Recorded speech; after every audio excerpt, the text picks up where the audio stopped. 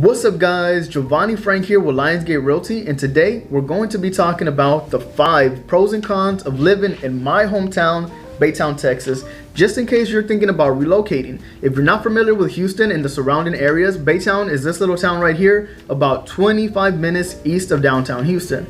Before we get started, don't forget to hit that like and subscribe button. Alright, let's get to it. Starting with the pros, on this side of town, home prices are still fairly low. You can find a 3-bedroom, 2-bath home for about $180 to $220, just depending on how modern you want it on the inside. And some of our neighborhoods here are still at a low 2% tax rate. So that's gonna lower your mortgage payment while allowing you to afford more home. And even if you're looking for a home with a little bit more land on it, I was able to find one of my Dallas clients a home sitting on 2 acres, 3-bedroom, 2-bath, waterfront with a pier for $315. Now I got 2 of their other family members looking out here to relocate simply because of how low our home prices are, even for waterfront property. Second, everything is close by. It doesn't matter if you're looking for a fast food restaurant, a grocery store, a supermarket, a corner store, it doesn't matter. They're all going to be within 5 or 10 minutes away. It's just the way the town is set up. So if you're a person who works really long hours and maybe one day you get home and you don't feel like cooking, you can go pick up something to eat and be right back home before your food gets cold. Third, Baytown has plenty of areas for outdoor activities, so it doesn't matter if you're looking for a dog park, walking trail, water park, place to go golfing, or a place to go fishing. My favorite place is to go on the walking trails because they're really more like nature trails. You're surrounded by really tall trees and a lot of greenery. 4, work is close by. So if you're a refinery worker, you have Exxon right in your backyard about 5 minutes away, and then you have other refineries like Valero about 10 or 15 minutes away. And if you work in the city, you're about 25 minutes away from the city. So your work will be close by, and that's something that people really appreciate. 5, Lee College. This is something that a lot of people don't take into consideration. If you're going to school for something in the refinery, this is a great place to network because either your classmates are already working in the refinery and something that you want to go to school for, or the teachers, the professors there work in the refineries and they're going to be some of the top dogs who are doing the recruiting. So a lot of people get recruited from Lee College straight into the refineries in the field that they're looking for simply because of that reason. It's a great place to network, and if you're thinking about going to school for nursing, if I'm not mistaken and remember correctly, Lee College has some of the highest passing rates for nursing programs. Moving on to the cons. Anybody from Baytown will tell you from 3:45 to 6 p.m. avoid 3:30 and Garth Road because the traffic sucks here at that time.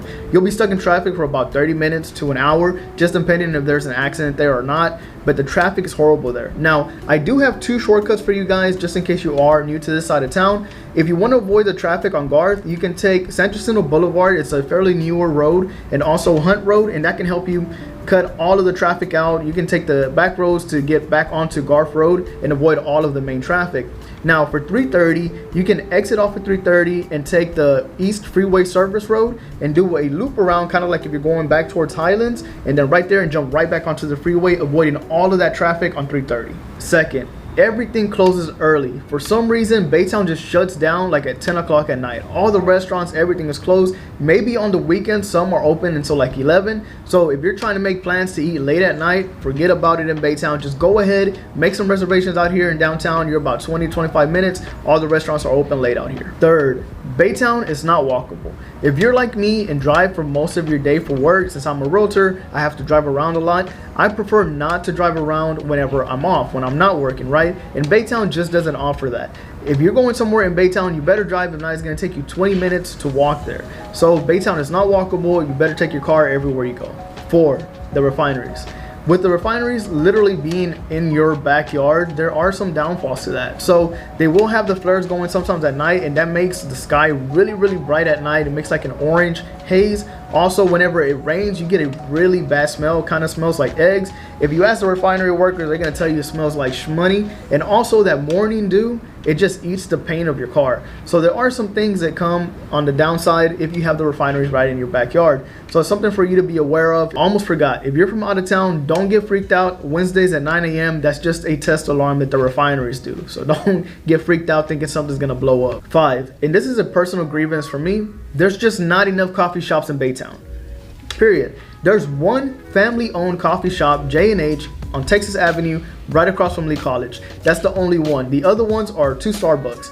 Besides that, there really is nowhere else to go. And there's nothing like a family-owned coffee shop. It just gives you the best home vibes. And especially for people like me who want an office away from their office, Starbucks, I mean, it's okay, but it's still not family owned and you don't get the right vibes there. So that's the only other grievance that I have with Baytown, is that there's not enough coffee shops. That's why I spend most of my time out here in downtown. All right, guys, so there you have it, the pros and cons of living in Baytown. If you're thinking about relocating to Houston and the surrounding areas, feel free to reach out to me. I'm always here to help. You can call me or text me. I'll put my information in the description down below. Jovani Frank here with Lionsgate Realty. Until next time.